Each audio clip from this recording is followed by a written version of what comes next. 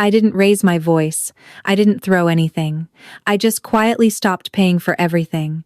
And that's when my family finally noticed me. My name is Olivia, and last Thanksgiving, I watched my 10-year-old son stand in the middle of a room full of family, and not a single person said his name. Not one. They laughed, they hugged, they passed plates around like it was the warmest night of the year. But my boy just stood there, holding his little plate, looking around like he was waiting for someone to see him. And nobody did. I don't know what broke inside me that night. Maybe it was the way he didn't even cry.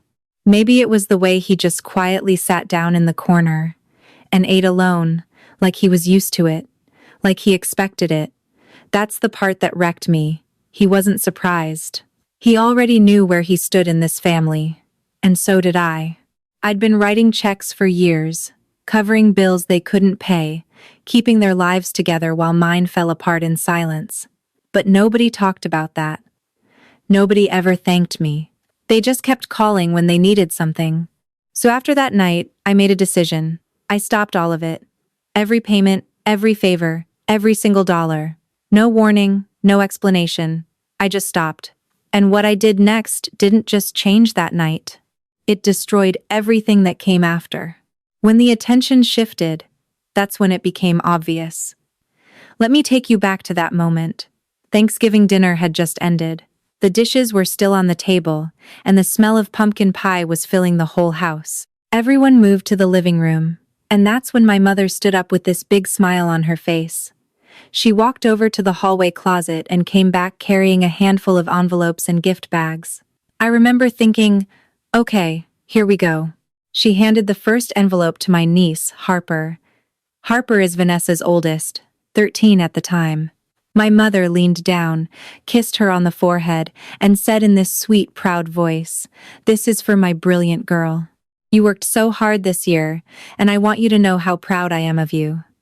Harper opened the envelope and pulled out a check. I couldn't see the amount, but from the way Harper's eyes went wide and the way Vanessa immediately said, "Mom, that's too much," I knew it wasn't small. Then, my mother moved on to Vanessa's younger son, Caleb. He was 9, just a year younger than Ethan. She handed him a gift bag with a brand new iPad inside. Caleb ripped the wrapping off and started jumping around the room. My mother laughed and clapped her hands together. She pulled him into a hug and said with so much warmth in her voice, "You deserve it, sweetheart. You've been such a good boy." My father, who had been sitting quietly in his recliner the whole evening, even leaned forward and gave Caleb a pat on the back. He looked at Vanessa and nodded, like he was saying, "You raised them right." And the whole time this was happening, Ethan was sitting on the floor near the fireplace, watching. He wasn't making a scene. He wasn't tugging on my sleeve asking where his gift was. He was just sitting there, cross-legged, with his hands in his lap, watching his cousins open their presents. I kept waiting.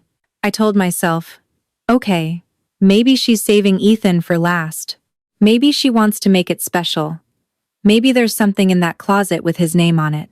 But the minutes kept passing, and my mother kept talking to Vanessa's kids, asking them what they wanted for Christmas, telling them how much they'd grown.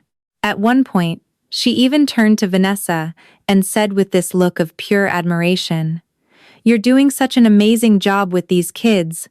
They're so well-mannered, so smart. You should be proud." Vanessa smiled and put her hand on her chest like she was accepting an award. I looked at my father. He was nodding along, sipping his coffee, completely at peace with everything happening in that room. And then it was over. My mother sat down. The envelopes were gone. The gift bags were empty. And Ethan's name had not been called. Not once. I felt my chest tighten. Not from anger, not yet. From something worse. From the realization that this wasn't an accident. This was a pattern. And it had been going on for so long that nobody in that room even noticed it anymore. Nobody except me. And nobody except Ethan. I looked at my son. He was still sitting in the same spot, same position, hands still in his lap, but his eyes had changed. They weren't curious anymore. They weren't hopeful. They were just empty. Like something inside him had quietly turned off. He didn't cry. He didn't ask why.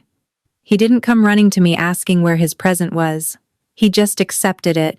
And somehow, that hurt more than anything else that had happened that entire night, because a kid who cries when he's left out still believes he matters.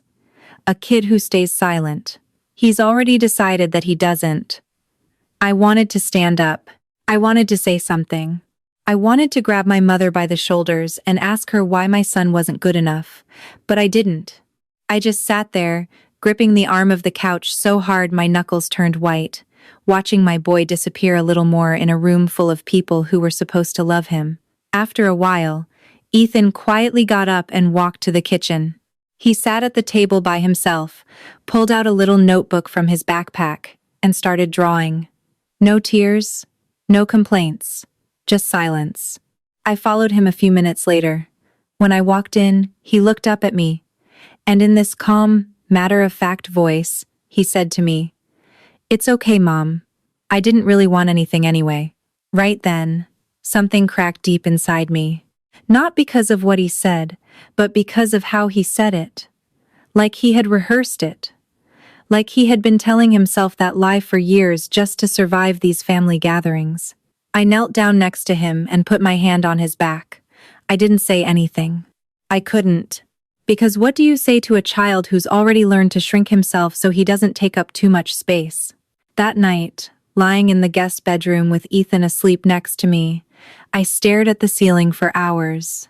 The house was quiet, but my mind was screaming, and somewhere between midnight and dawn, a decision started forming.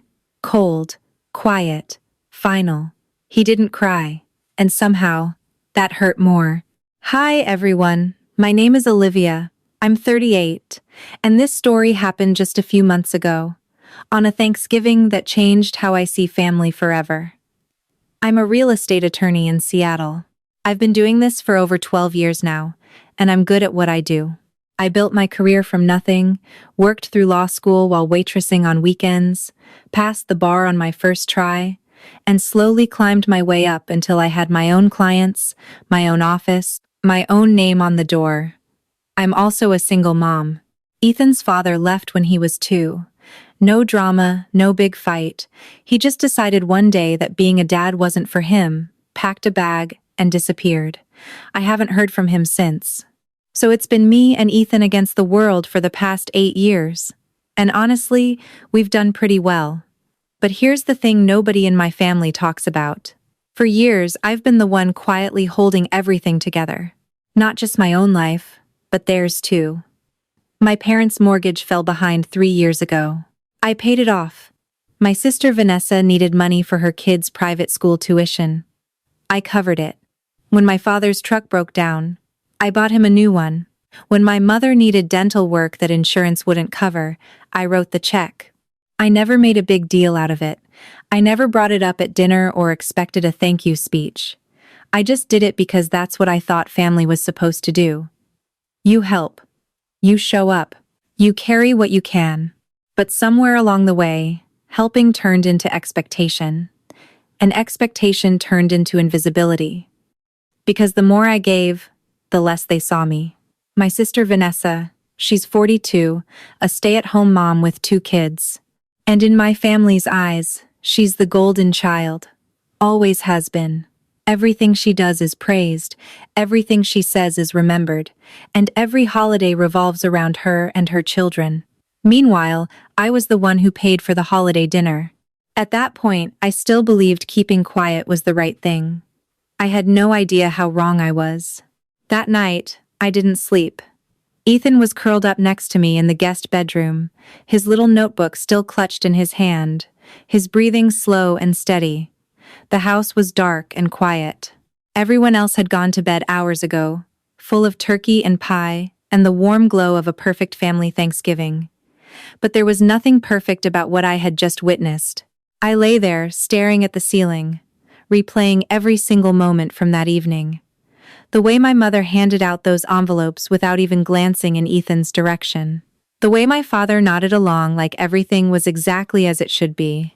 The way Vanessa sat there soaking up all the attention like she'd earned it, while I sat in the corner holding my tongue for the 100th time, and then I thought about Ethan's face. That quiet, hollow look in his eyes when he realized no one was going to call his name. That little voice in the kitchen telling me he didn't want anything anyway. And something shifted inside me. Not a crack, not a break, something colder than that. Something that had been building for years and finally settled into place like a lock clicking shut. I grabbed my phone from the nightstand and opened my banking app. I started scrolling. Transaction after transaction, year after year. The mortgage payment I made for my parents, $42,000. Vanessa's kids' tuition, $18,000 a year for 3 years straight. My father's truck, $31,000. My mother's dental work, $9,000. Holiday dinners, birthday parties, emergency loans that were never paid back. I kept scrolling, and the number kept climbing. In the past 5 years alone, I had given my family over $200,000. $200,000.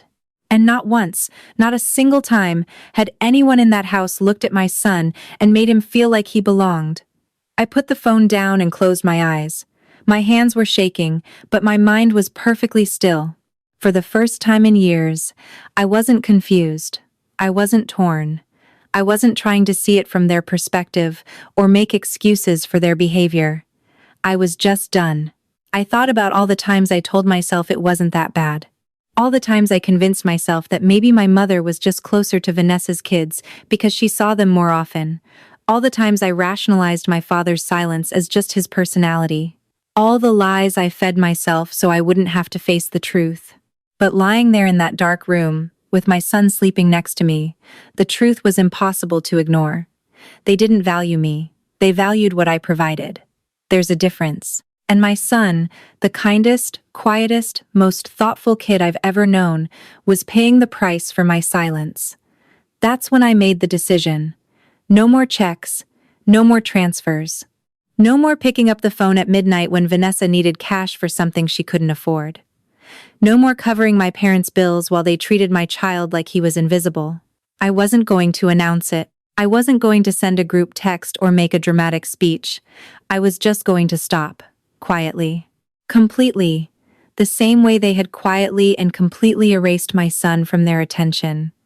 Let them figure it out on their own. Let them wonder why the money stopped coming. Let them call me and ask what happened. And then, maybe for the first time, they'd have to actually think about what they'd done. I turned on my side and looked at Ethan. His face was calm, peaceful in sleep, the way only a child's face can be. I brushed the hair off his forehead and whispered so softly that only I could hear it. Nobody's ever going to make you feel like that again. In that moment, something inside me hardened into certainty. Not anger, not revenge, just a clear, unshakable understanding that I had been playing a role in this family that was slowly destroying both me and my son. And the only way to stop it was to walk away from the script entirely. I didn't know what would happen next. I didn't know if they'd apologize or attack. I didn't know if cutting them off financially would bring them closer or push them further away. But I knew one thing for certain. The next time they called me, everything was already different. It didn't start that Thanksgiving. It had been happening for years. I just didn't want to see it. Or maybe I saw it and chose to look the other way because admitting the truth would have meant admitting that my own family had a favorite, and it wasn't me, and it sure wasn't my son. Let me take you back. When Ethan was about 4, we went to my parents' house for Easter. Vanessa's kids were there too. Harper was about 7, and Caleb was 3. My mother had set up this big Easter egg hunt in the backyard. Dozens of plastic eggs hidden in the bushes, behind the fence posts, under the porch. She had spent hours on it. When the kids ran outside, my mother knelt down next to Harper and Caleb and pointed them in the right direction. She whispered little clues to them, guided them to the best hiding spots, clapped every time they found one. Ethan was wandering around by himself near the far end of the yard. He didn't know where to look. He kept glancing back at my mother, waiting for her to help him too, but she never did. I told myself it was nothing. He's younger, he's shy. She probably just didn't notice. But looking back now, that was the first sign. Then there was Christmas when Ethan was 6. My mother had bought matching pajamas for all the grandkids so they could take a group photo by the tree. When we arrived that morning, she handed a pair to Harper and a pair to Caleb. Ethan stood right there next to them, looking up at her with those big brown eyes, waiting for his. She looked at him for a second, then turned to Vanessa and said in a casual, almost careless tone, "Oh, I forgot to grab one more set. I only got two." She forgot. That's what she said. Like it was a minor inconvenience. Like my son was an afterthought. I drove to Target that night and bought him a matching pair myself. He wore them the next morning and asked me if Grandma would notice. She didn't. And then there was the birthday party incident. Ethan turned 8, and I invited the whole family. I rented a bounce house, ordered a custom cake, set up the whole backyard. Vanessa said she'd come but canceled last minute because Caleb had a soccer game. My mother called me that morning and said in this flat, distracted voice, "I'm going to watch Caleb's game, but I'll try to stop by later." She never showed up. My father didn't come either. Ethan blew out his candles with just me and 3 of his school friends. He didn't say anything about it, but that night, when I was tucking him in, he looked up at me and asked in this quiet, confused voice, "Mom, does Grandma like Harper and Caleb more than me?" I felt my throat close up. I wanted to say no. I wanted to tell him he was imagining things, that Grandma loved everyone the same. But the words wouldn't come because I knew they wouldn't be true. So I just kissed his forehead and told him that Grandma loved him very much and that she was just busy. He nodded and rolled over, but I could tell he didn't believe me. And honestly, I didn't believe myself either. Year after year, the pattern repeated. At every family gathering, Vanessa's children were the center of attention. My mother would ask Harper about school, about her friends, about her hobbies. She'd sit with Caleb on her lap and read him stories. But with Ethan, it was always surface level. A quick hello, maybe a pat on the head, and then she'd move on. My father was even worse. He barely acknowledged Ethan at all. He'd talk to Caleb about sports, take Harper fishing, but with Ethan, it was like he didn't know what to say. So he said nothing. And I kept making excuses. I kept telling myself it would get better.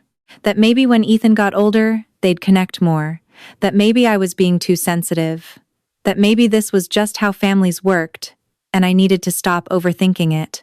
But that year, something changed. Ethan stopped pretending it didn't hurt. I didn't yell. I didn't accuse. I just told them the truth. It happened about a week after Thanksgiving. My mother had called me twice that week already, once to ask if I could send money for a plumber because the kitchen sink was leaking, and once to remind me that Vanessa's kids needed new winter coats. Both times, I let the phone ring. I didn't pick up. I didn't call back. On the third call, she left a voicemail. Her voice was calm, but there was an edge to it, that tone she always used when she felt like someone wasn't doing what they were supposed to. She said, "Olivia, I've been trying to reach you. Call me back when you get a chance. There are a few things we need to take care of. That word hit me like a slap. We need to take care of it. Not I need help. Not. Would you mind? Just like it was already decided. Like my role in this family was simply to write checks and ask no questions." So I called her back.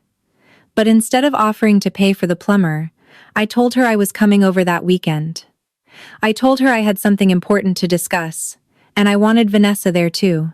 She paused for a second, then said in a slightly confused tone, "Okay, sure. Is everything all right?" I said yes and hung up. That Saturday, I drove to my parents' house alone. I left Ethan with a friend because I didn't want him anywhere near what was about to happen. When I walked in, they were all sitting in the living room. My mother was in her usual spot on the love seat. My father was in his recliner with the TV on mute. And Vanessa was sitting on the couch with her legs crossed, scrolling through her phone like she had somewhere better to be. I sat down across from them. I didn't ease into it. I didn't make small talk or ask about anyone's week. I looked at my mother and said in a steady, measured voice, "I'm done paying for things. All of it. Starting now." The room went quiet. My mother blinked at me like I had just spoken a different language. Vanessa looked up from her phone. My father didn't move. My mother was the first to respond. She tilted her head slightly and said in this careful, almost patronizing tone, "What do you mean, done? Done with what?" So I told her.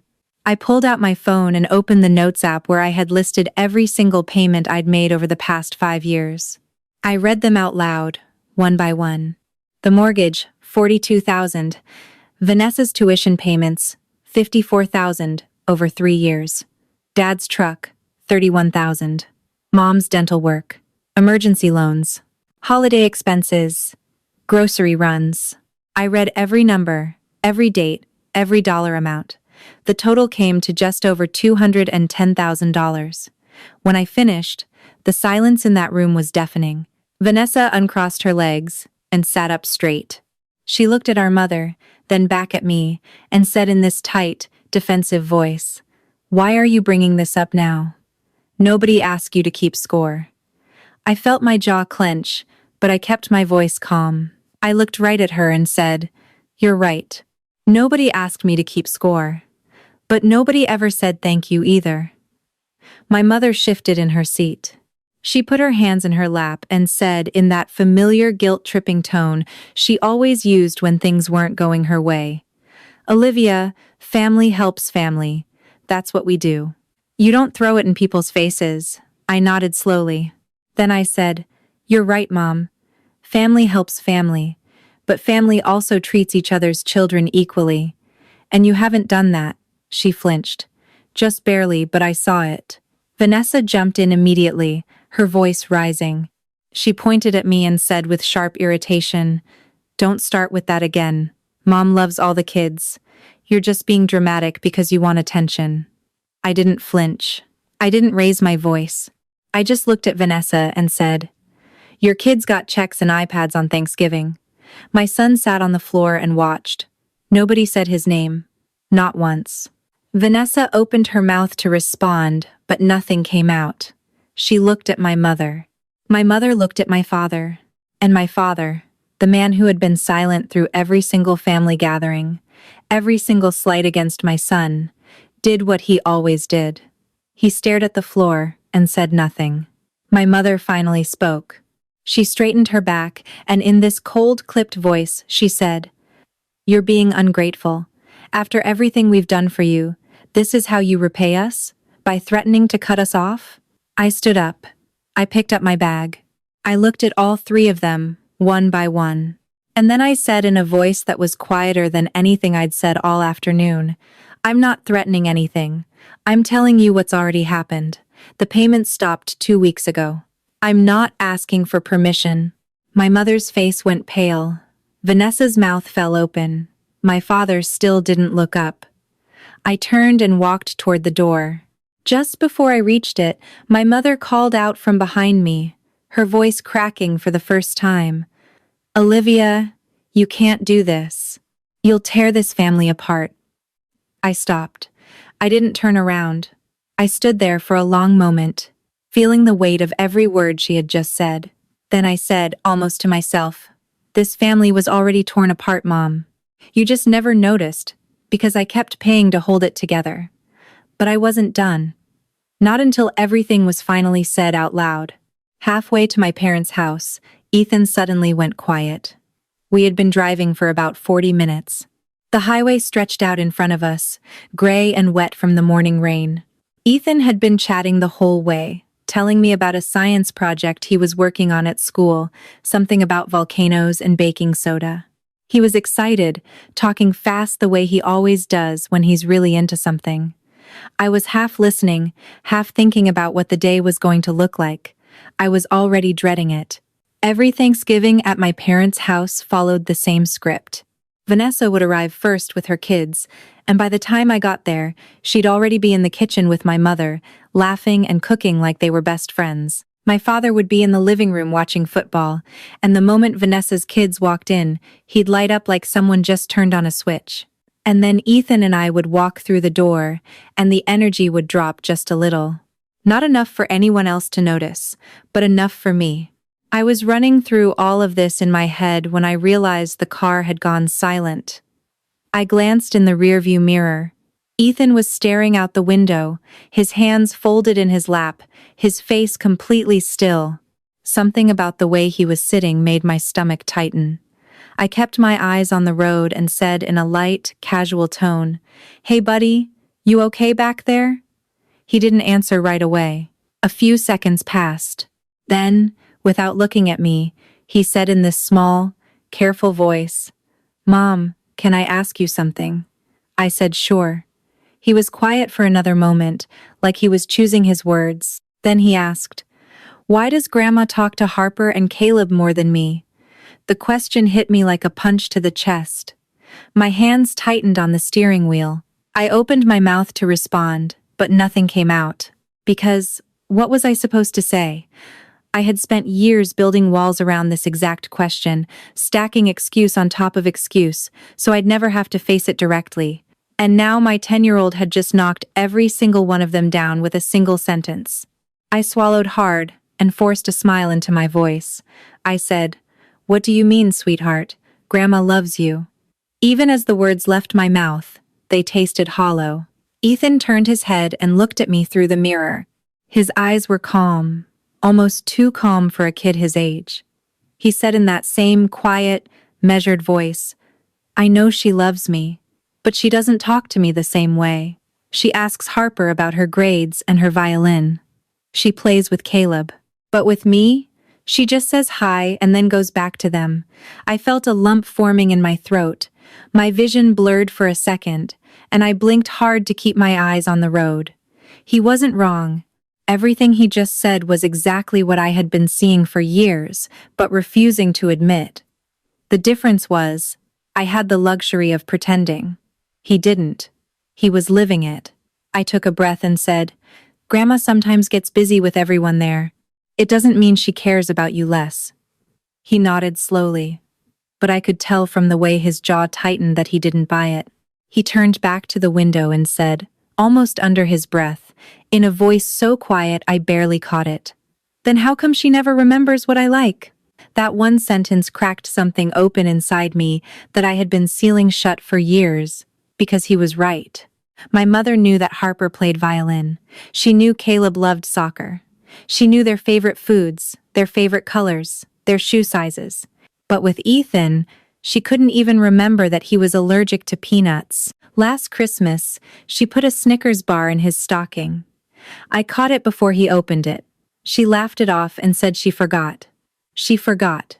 The same word she always used when it came to my son. I didn't say anything after that, neither did he. We drove the rest of the way in silence, the kind of silence that's heavy with everything that's been left unsaid. The rain picked up, drumming against the windshield like a warning. When we finally pulled into my parents' driveway, I turned off the engine and sat there for a moment. I looked at the house through the wet glass, the warm light glowing from inside, the wreath on the front door, the cars already parked along the curb. It looked perfect from the outside. But I knew better now, because my son had just told me, in his own quiet way, that he felt invisible in that house. And when we pulled into that driveway, I knew I couldn't ignore it anymore. Walking out of that house felt heavier than I expected. I thought I'd feel relief. I thought the moment I said what I needed to say, something would lift off my shoulders, and I'd finally be able to breathe. But it wasn't like that at all. When I stepped onto the porch and pulled the door shut behind me, the weight didn't go away, it just shifted. It moved from my chest into my stomach, into my legs, into every step I took toward my car. The sky was gray and low, the kind of December sky that presses down on everything. I sat in the driver's seat for a long time before turning the key. My hands were steady, but inside, I was shaking. I kept hearing my mother's voice. That last thing she said before I walked out. "You'll tear this family apart." Like it was a warning. Like I was the one breaking something that was whole. But it wasn't whole. It hadn't been whole in years. She just couldn't see it because the cracks were all on my side. I drove to pick up Ethan from my friend's house. When he got in the car, he looked at me for a second longer than usual. He could tell something had happened. Kids always know. They don't always say it, but they always know. He buckled his seatbelt and said in a quiet, careful tone, "How was Grandma's house?" I glanced at him in the mirror and forced a small smile. I said, "It was fine, buddy. Just had to talk about some grown-up stuff." He nodded and looked out the window. He didn't push it. He never did. That was the thing about Ethan. He had learned, somewhere along the way, that asking too many questions in this family didn't get you answers. It just got you ignored. We drove home in silence. That night, after Ethan went to bed, I sat at the kitchen table with a cup of tea that went cold in my hands. My phone had been buzzing all evening. 3 missed calls from my mother. 2 texts from Vanessa. I didn't open any of them. I already knew what they would say. My mother would tell me I was being selfish. Vanessa would tell me I was overreacting. And my father wouldn't say anything at all, because that's what he'd been doing my entire life. The next morning, I finally opened Vanessa's texts. The first one said, "That was really messed up, Olivia. You embarrassed Mom." The second one said, "You need to call her and apologize. This isn't how family works." I stared at those words for a long time. This isn't how family works. Like there was some rulebook that said I was supposed to keep giving and giving until there was nothing left, and then thank everyone for taking it. I didn't respond. Not that day, not the next day, not the day after that. A week went by, then 2. My mother called a few more times, but the voicemails got shorter. The last one was just 4 words. "Call me back, Olivia." I didn't. And then the calls stopped. Just like that. No more voicemails, no more texts. No one showed up at my door. No one drove to Seattle to ask me what happened. They just stopped. And that silence told me more than any conversation ever could. It told me that my value in that family had always been transactional. As long as the money was flowing, they could tolerate me. They could overlook Ethan. They could forget his allergies and skip his birthday and leave him sitting on the floor while his cousins opened presents. Because I was still useful. But the moment I stopped being useful, I stopped existing. The weeks that followed were strange. Quiet in a way I wasn't used to. No phone calls asking for money. No guilt trips about family obligations. No Vanessa texting me links to things she wanted me to buy for her kids.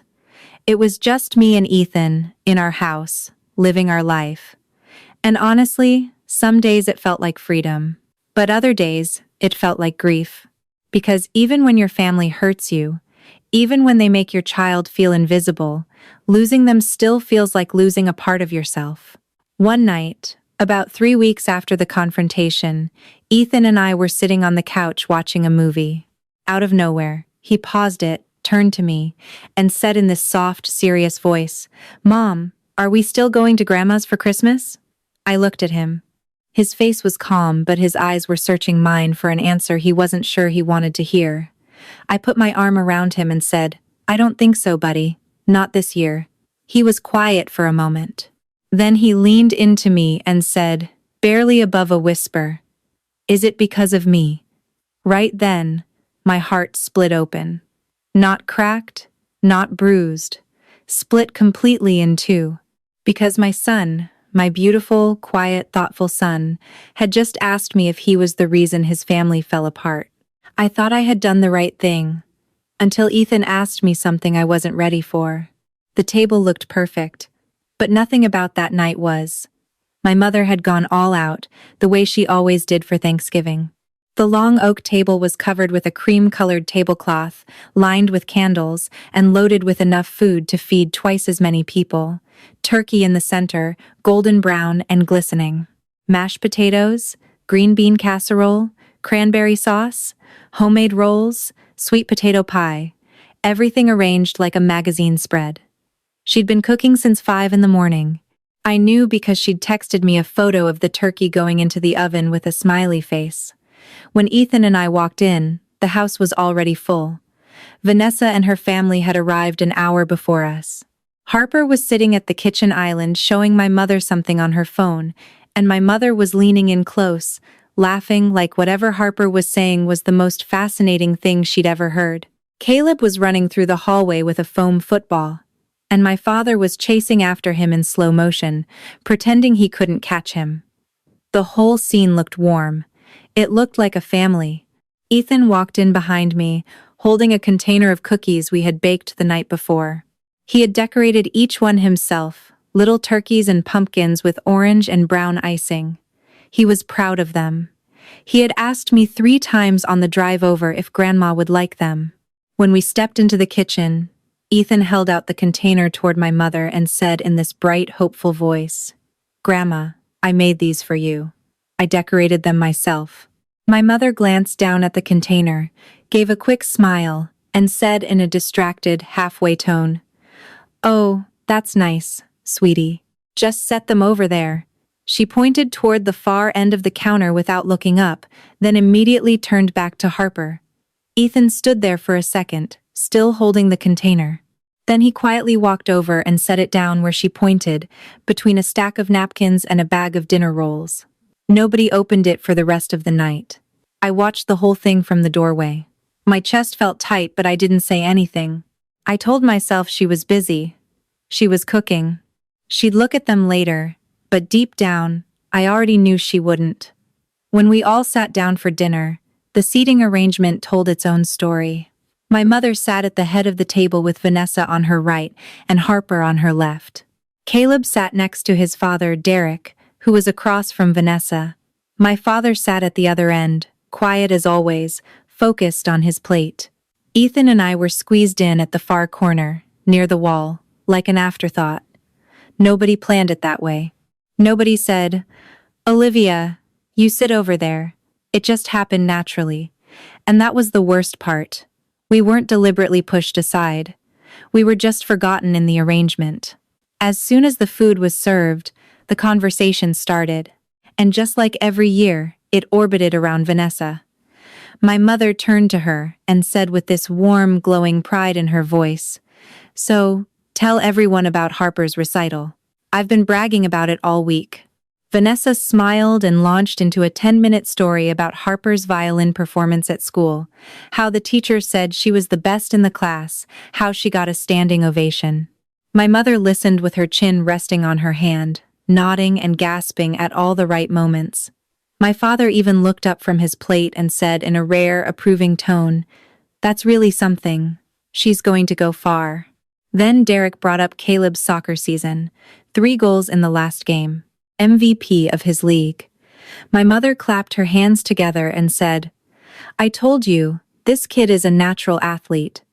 Gets it from our side of the family." Everyone laughed. Everyone except me and Ethan. I looked at my son. He was eating quietly, cutting his turkey into small pieces, not looking up. I could see his jaw working in that way it does when he's trying hard not to feel something. I kept waiting for someone to turn to him. To ask him about school, about his science project, about anything. Just one question. One moment of attention. But it never came. 30 minutes into the meal, my mother asked Harper what she wanted for Christmas. She asked Caleb if he was excited about his new soccer cleats. She asked Derek about his job. She even asked Vanessa about a new recipe she'd been trying. And then she turned to me. For one brief second, I thought she was going to ask about Ethan. Instead, she said in a casual, almost business-like tone, "Oh, Olivia, did you get a chance to look into that insurance thing I asked you about last week?" That was it. That was my moment at the Thanksgiving table. Not a question about my life, not a question about my son, not even a compliment about the cookies Ethan had spent 2 hours decorating. Just a reminder that I had a task to complete for her. I nodded and said yes, I'd take care of it. Then I looked down at my plate and kept eating. Ethan didn't say a word for the rest of dinner. He finished his food, asked to be excused, and went to the living room by himself. Nobody noticed he left. Nobody asked where he went, and I sat there, surrounded by my own family, feeling more alone than I had ever felt in my entire life. And then came the moment that made everything impossible to ignore. 3 months have passed since that Thanksgiving, and life is quieter now. Not quiet in a peaceful way. Quiet in a way that still feels unfamiliar, like a house after someone moves out and you keep hearing sounds that aren't there anymore. Ethan is doing better. His grades are up. He smiles more. He joined an art club at school and came home last week with a painting of the two of us standing on a beach. Just me and him.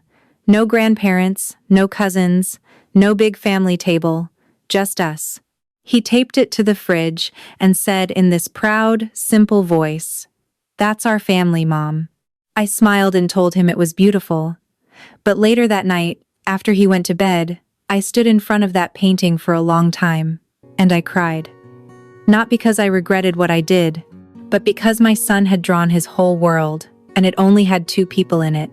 My mother hasn't called in 6 weeks. Vanessa sent one text about a month ago. It said, "Hope you're happy with yourself." I didn't respond. My father hasn't reached out at all. Not once. Sometimes I wonder if I went too far. Sometimes I lie awake at night, asking myself if there was a better way, a softer way, a way that didn't end with my son losing his grandparents and his cousins and every holiday tradition he ever knew. But then I remember his face on that Thanksgiving night, that empty look in his eyes, that quiet voice in the kitchen telling me he didn't want anything anyway, and I know I made the only choice I could live with. Protecting your child is never the wrong decision. But I won't pretend it didn't cost me something. Because it did. It cost me my family. And some nights, that price feels heavier than I expected. So, I'll leave you with this. If protecting your child means breaking your family, would you still do it? I did, and I'd do it again, but I won't lie to you and say it didn't hurt. Tell me what you would have done. I read every comment.